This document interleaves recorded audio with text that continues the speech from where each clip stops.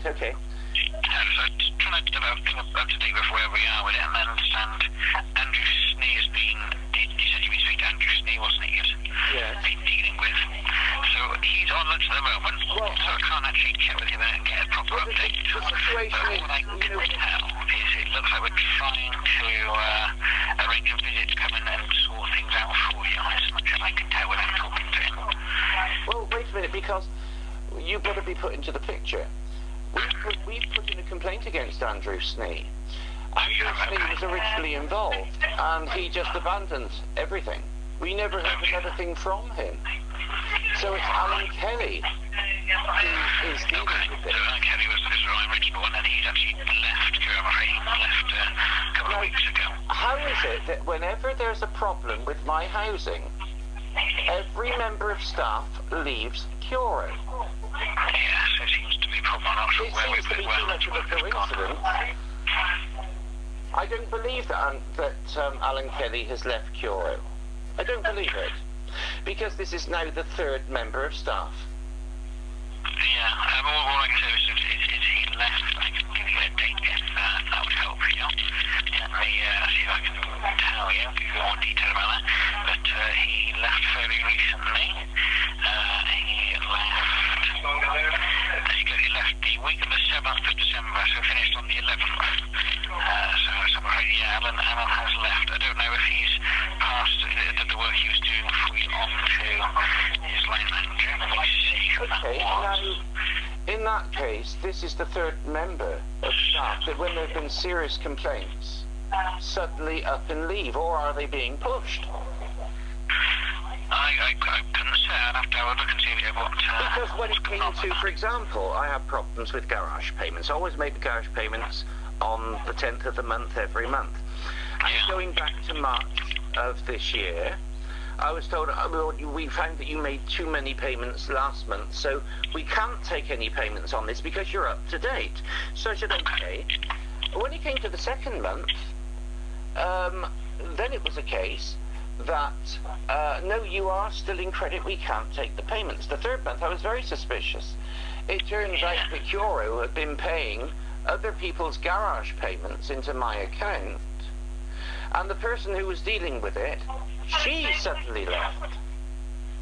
And then the original mistake of putting me into such a bad house was made by Delroy Bryant, and Delroy Bryant suddenly left. I don't believe this. Yeah.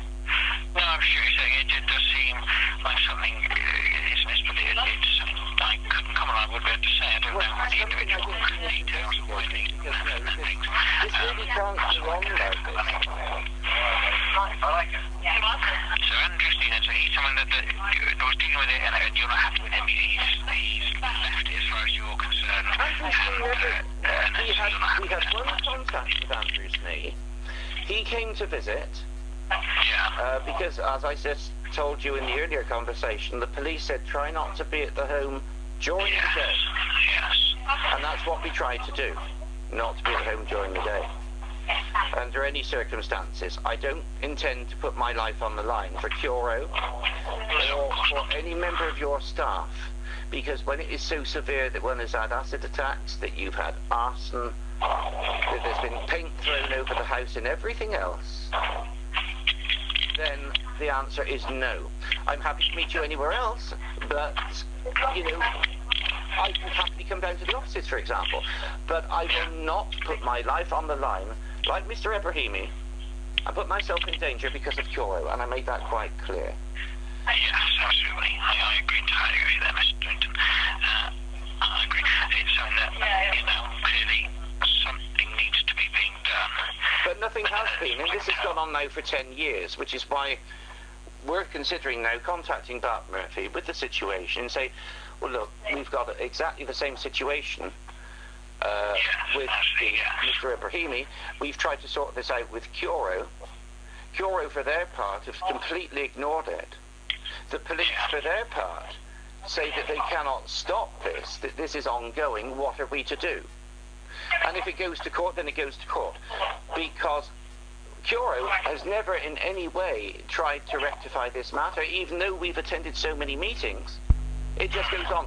And Andrew Snee, for example, we had one visit from him, and we never saw him again. We never saw him again in 2 years. So you visited, what, do you know roughly when that was? So I can try and see what he, 2013. That was. Yeah, okay. No problem. If I can find it, then we can see hopefully what's going on. Okay. So I don't think there's any point, you see, with Zach, he's been extremely rude. Yeah. And last I spoke to Alan Kelly was that as you are dealing with this exclusively, then I prefer to deal with you. And he said, that's fine.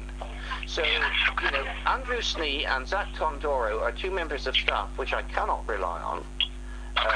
Neither have proved to be satisfactory in their performance. And again, I'm really surprised to hear that when there is a problem, a third member of staff suddenly ups and leaves, and one has now got to ask what the hell is going on. Yeah, so again, with leaving out, but I don't know what the circumstance there was or why he's after anything.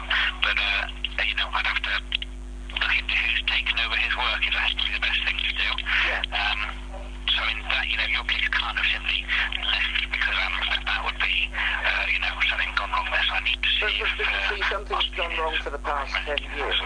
Yeah. Because originally, had this problem been sorted out 10 years ago, well, I moved into the property in 2004. Yeah. The first attack of hate crime happened within 24 hours. Yes. And this was known with the last gentleman who lived at the house. When I spoke to the relatives of him, he had the same thing. So we checked back. We knew that this was because of the location, it was an ongoing crime problem. Yeah. But I thought originally, okay, we've had one episode, and it's rotten luck being in the house for the first 24 hours. But then it continued. I had in 2005 gunshots into the side of the car. This is very serious crime, and on each occasion, Curo have been notified.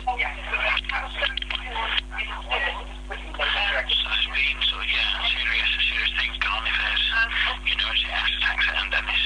And this is why now I feel that we do need legal representation to say, well, okay, we've given Curo every opportunity, in fact, we've given you 10 years.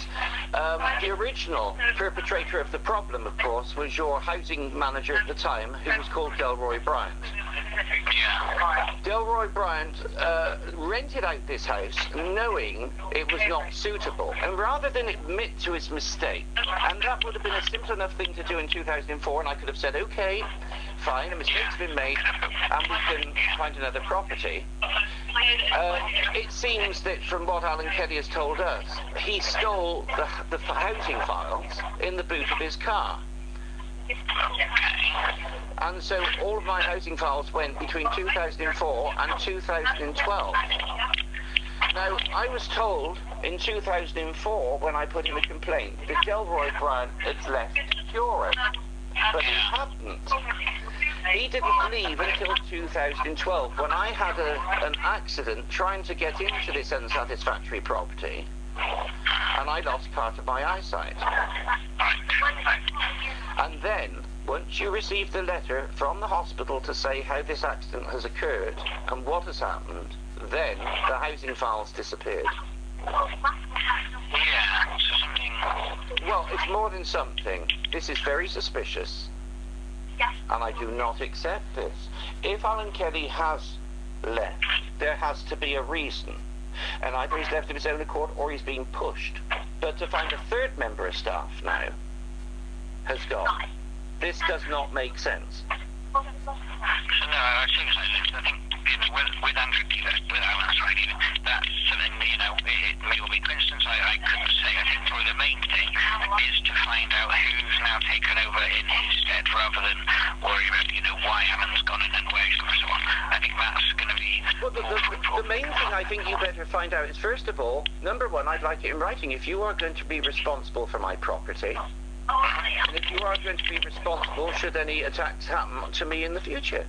Yeah, let me see if we can get that sorted, so that'll be something I can talk to.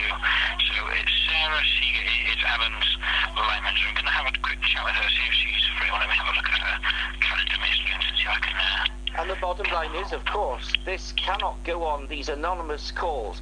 Do you realise I had an anonymous call to the RSPCA that I was beheading the cat? Yeah, okay, that's quite Whoever serious. is doing this, whether I'm at the property or whether I'm not, it's ongoing. There has been, because I'm gay, there's been paint thrown over the front of the house, brown paint. It stayed there for 2 years, despite my insistence with Curo to remove it. And Curo has made that to be an example